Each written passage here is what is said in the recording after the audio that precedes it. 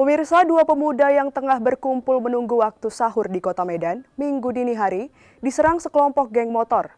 Kedua korban mengalami luka tusuk di bagian perut, punggung, dan hantaman benda tumpul di kepala.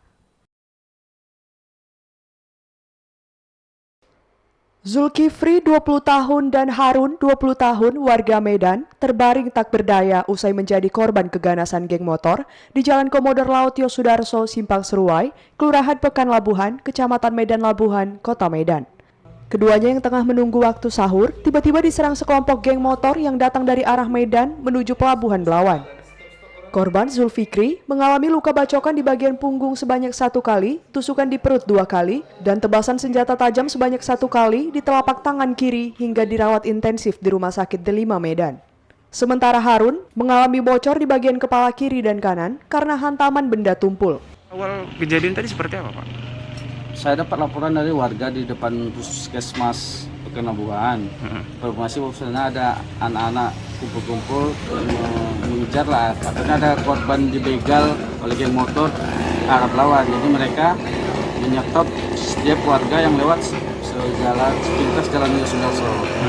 Lewat mereka langsung ambil tindakan kekerasan, langsung dipukul pakai alat benda tumpul. Ini yang di rumah sakit ini kondisinya gimana, Pak? Kondisi ini tadi saya lihat ada robek di bagian tangan dan di bagian perut, kayak kena benda senjata tajam.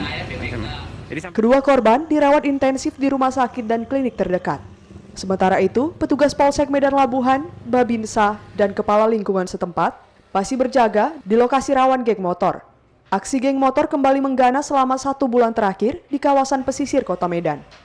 Warga berharap polisi melakukan patroli di jam-jam rawan kejahatan dan menangkap geng motor agar memberikan rasa aman selama bulan Ramadan.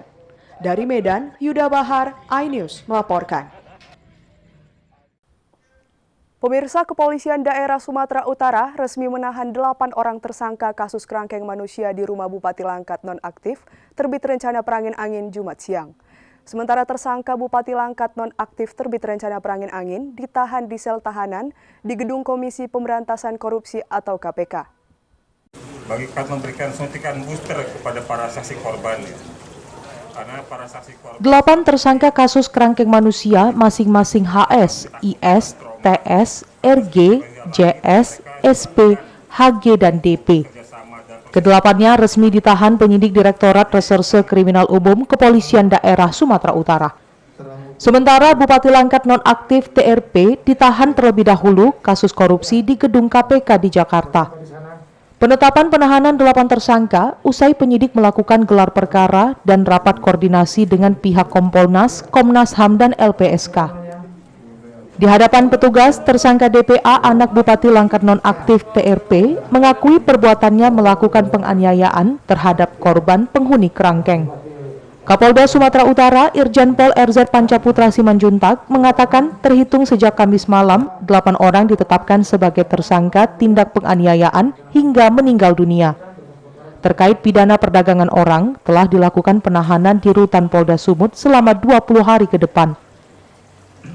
Sampai dengan hari ini, tadi kami paparkan kepada beliau-beliau dari Kompolnas, dari Komnas HAM dan LPSK bahwa terhitung sejak tadi malam 8 orang tersangka yang sudah ditetapkan, baik itu perannya selaku orang yang turut serta terjadinya tindak pidana mengakibatkan orang meninggal terkait dengan tindak pidana perdagangan orang.